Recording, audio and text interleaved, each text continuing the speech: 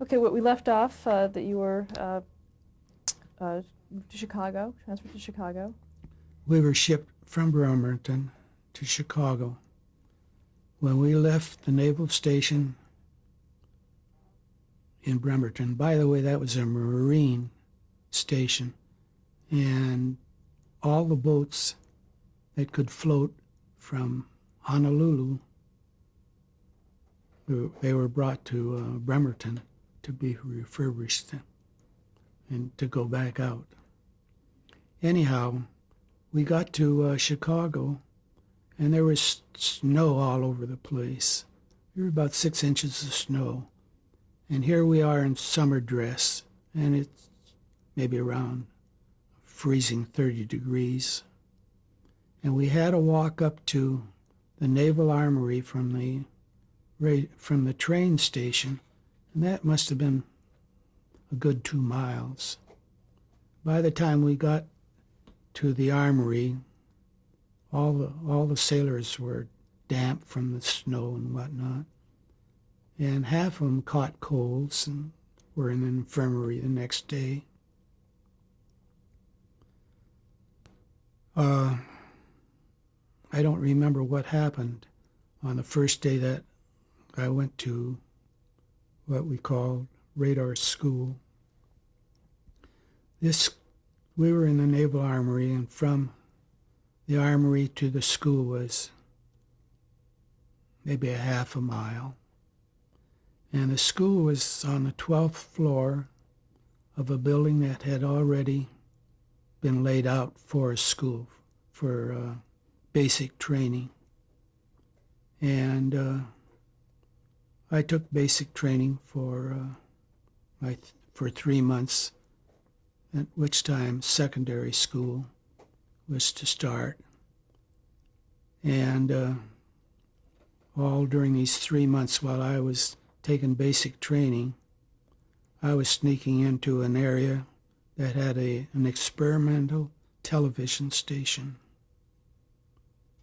And it was operated half by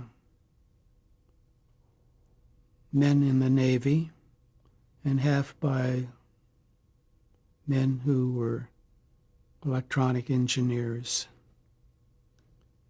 And as I say, I used to go into that little studio, which is about 25 by 25, and watch every day. They'd have a program on that lasted 1 hour. An hour a day was the amount of television that they were capable of doing. Before not too long, I had my hands and nose into what was going on at this station, and I was helping building sets for various shows. I learned how to operate a camera. I learned how to set lights. I learned how to set levels for television. And to repeat, I think this is when I really felt that this is where I would like to make my future in television. Did this experimental station have a name or call letters? No, it had call letters. It was an XKB something, and it was called Balaban Cats Television. Oh, so that was W9XBK? That's it. That's the call letters of the experimental station. Balaban and Cats was a motion picture company. John Balaban was head of the television station and all the movie houses in this area. He had a brother called Barney Balaban, who was head of Paramount Motion Pictures out here in California. This before it became a Navy training station. The area was just a ordinary studio for Balaban. There was a Captain Bill Eddy. He went to Washington at the beginning of the war, and he was one of the classmates of Admiral King, the same class with Halsey and Nimitz and that gang. And he went to Admiral King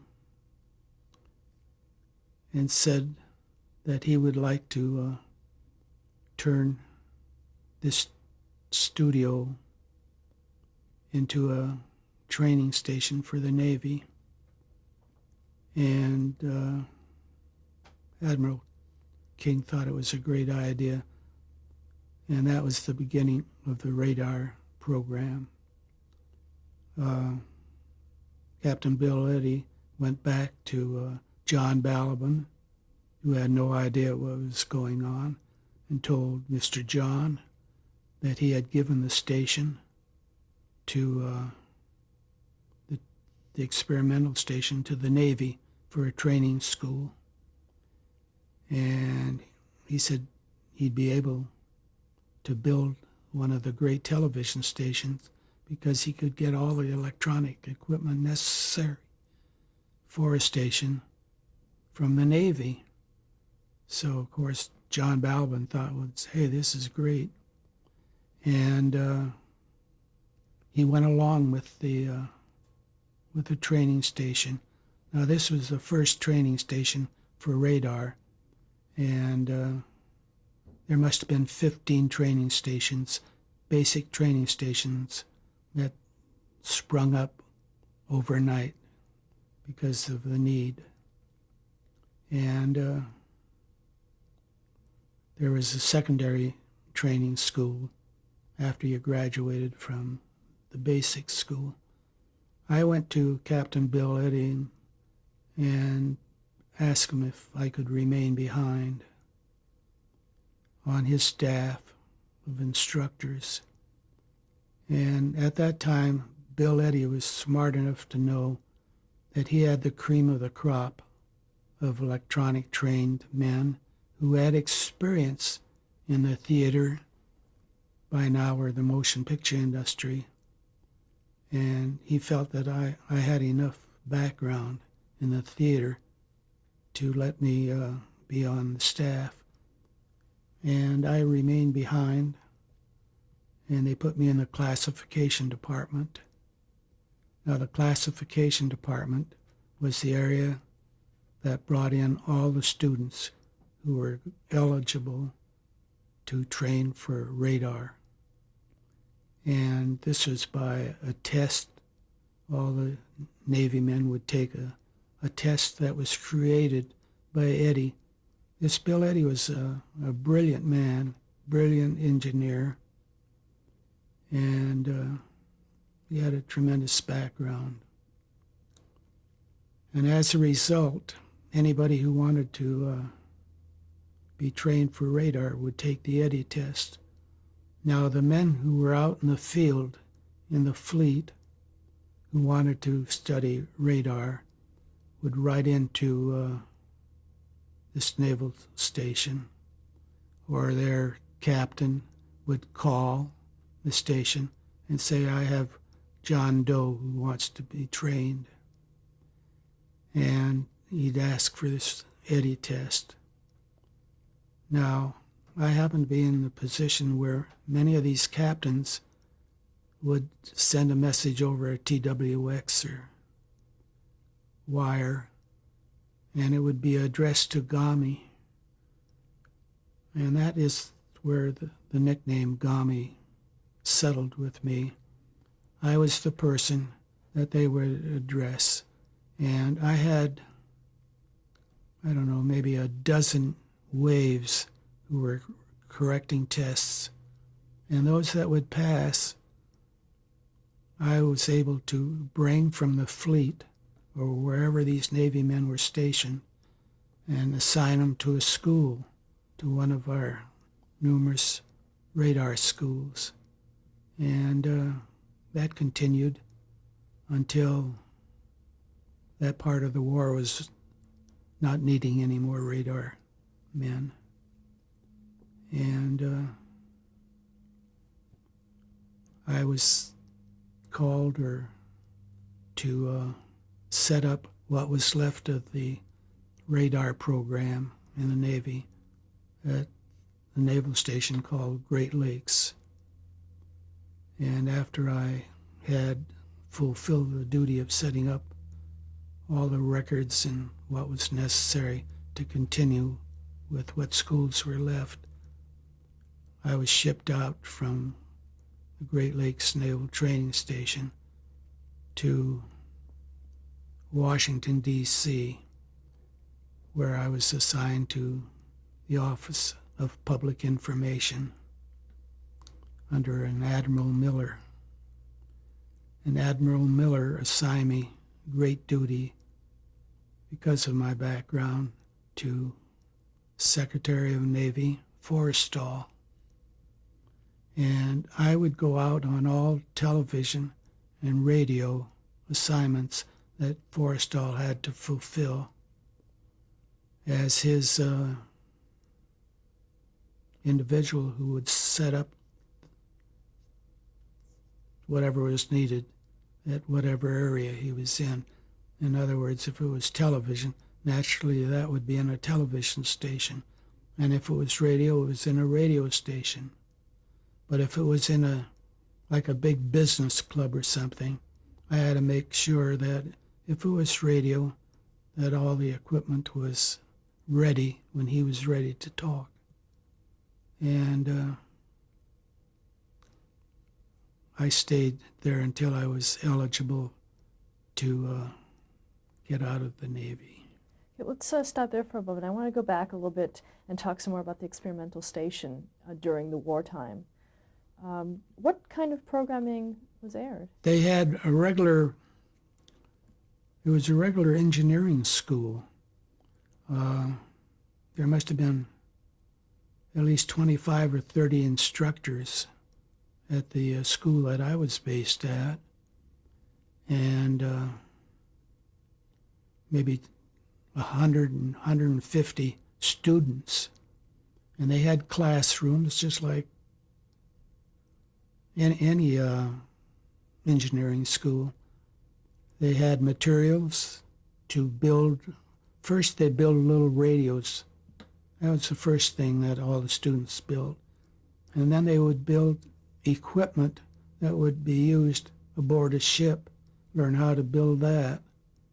And they were very well versed in electronics by the time their 3 months were up, and they were shipped to a secondary school. What about the television, the experimental television station? How that experimental television station was run by Balaban and Katz.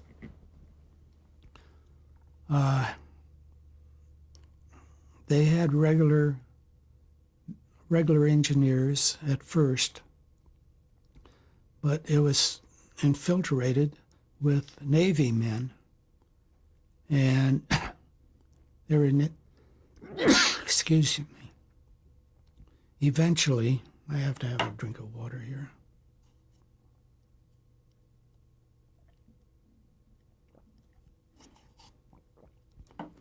Eventually, there were Navy men on cameras, Navy men in the control room, Navy men to light the show. And it was actually, I would say, a first-class television station supplied with Navy personnel. Did the Navy see any kind of military use for television? Oh gosh, television was used on surface ships. Television was used behind the lines. They'd set up television behind the lines by landing X number of Navy men. We had 2 Navy men that came back who were behind the German lines for a couple of months.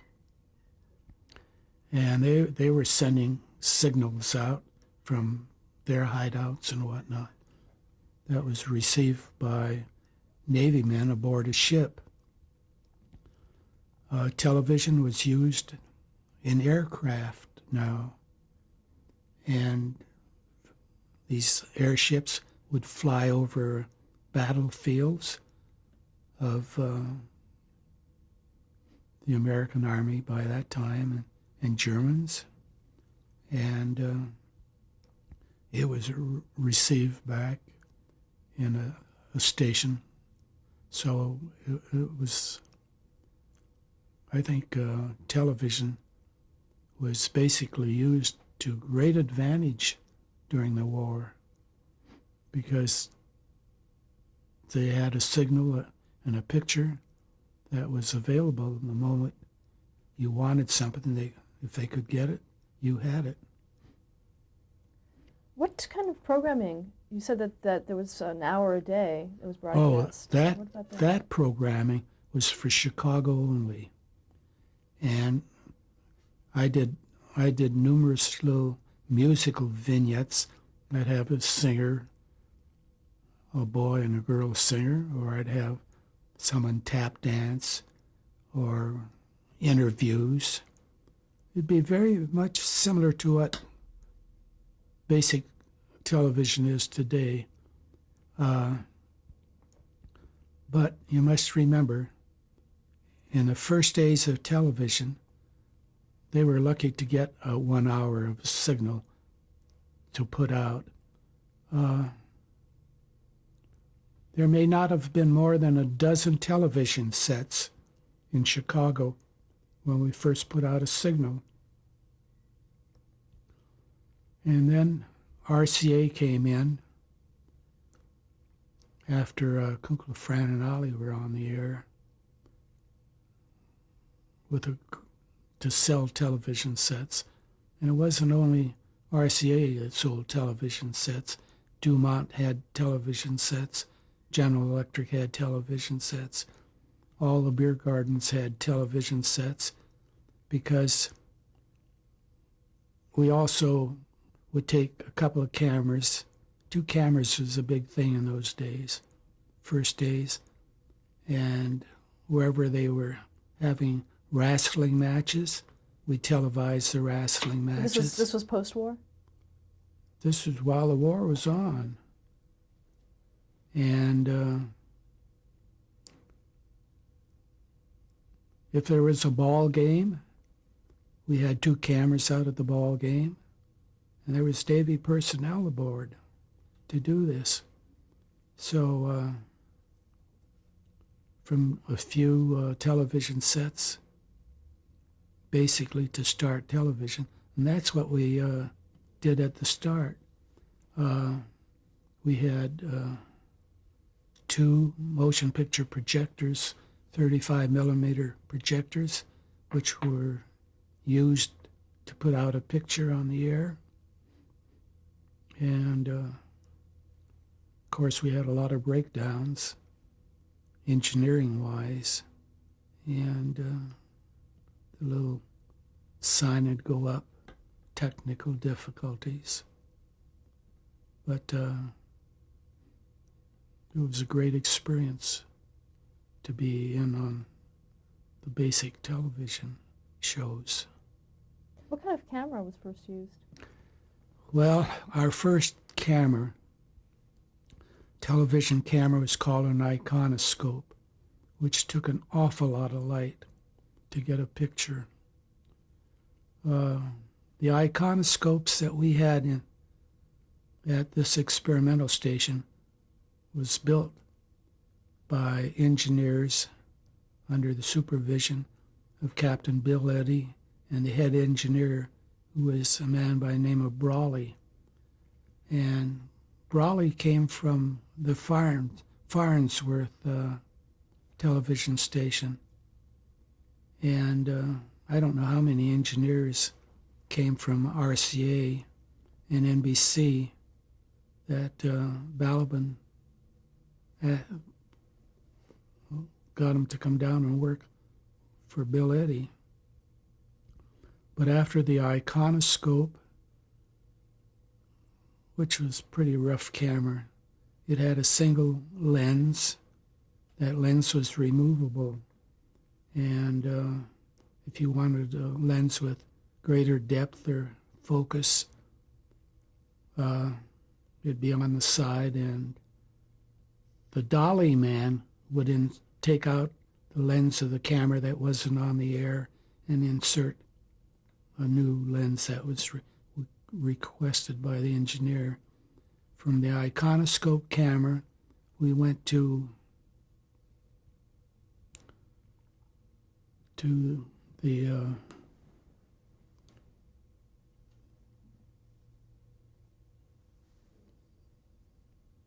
got a mental block here.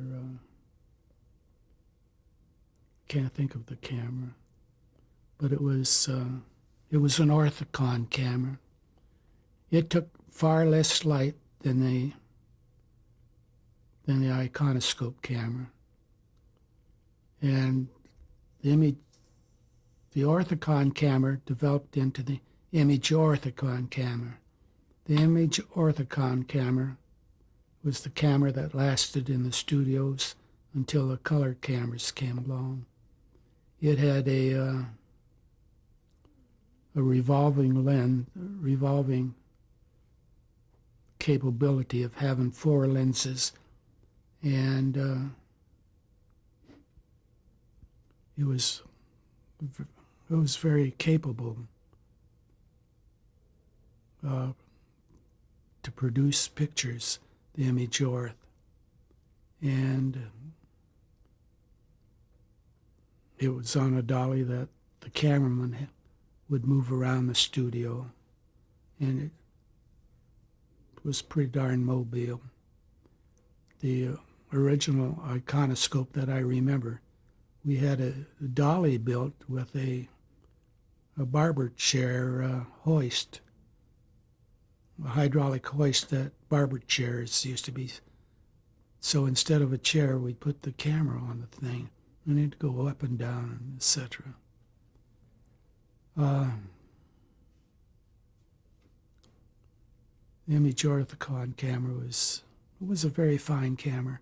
It didn't use too much light, and eventually the color camera came aboard, and we have wonderful cameras in all studios today.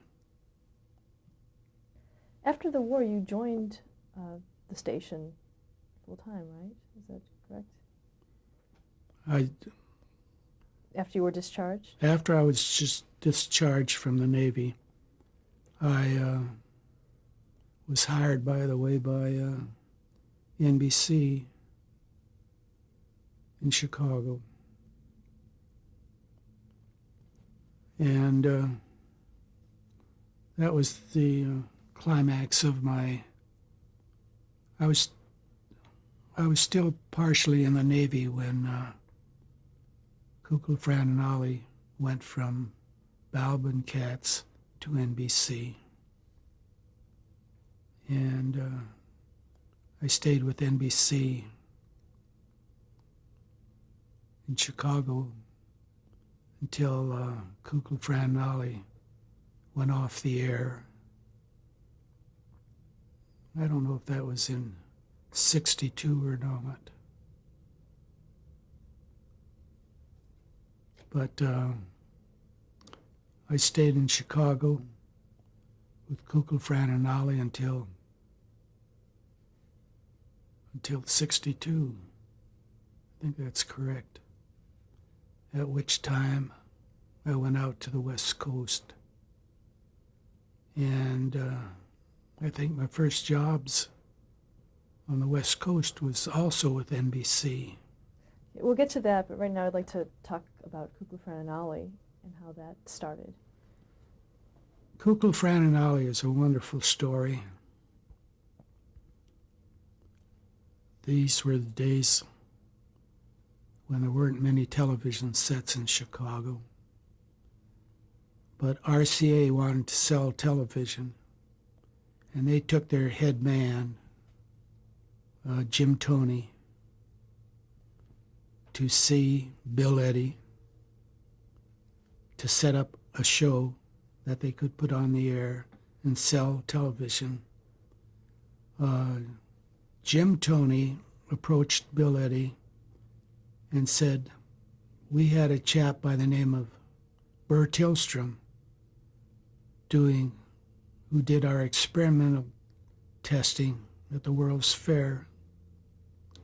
He also did a remote show from a boat in Bermuda. And if possible, we know he lives here in Chicago, we might like to have Burr Tillstrom represent television for RCA. So Bill Eddy knew of Burr, and he called Burr on the phone to come down, and he asked Burr, he says, how would you like to work in television? And if I'm not wrong, the first thing Burr said to him, will I get paid?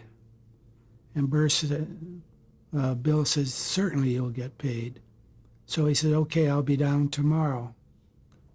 So the next day, there was a meeting with Bill Eddy, Jim Toney, Burr Tillstrom,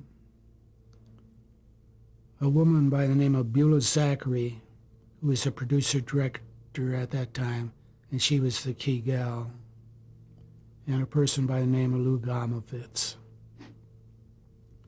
We sat and we yacked, and Burr said he would like to have a woman front the stage for Kukul and Ollie instead of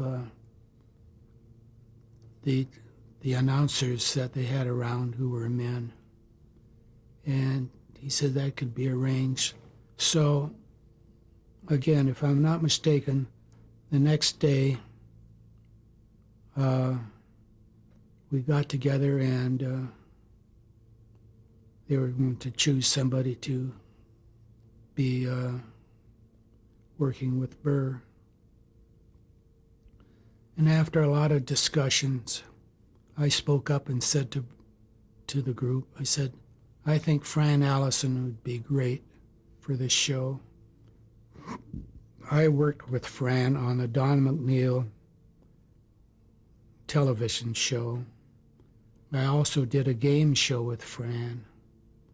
And when I mentioned Fran's name, Burr spoke up immediately. He says, I did a television show with her at the Great Lakes. And he says, I would like to have her. So the problem of talent was settled. Let's stop there to change the tape.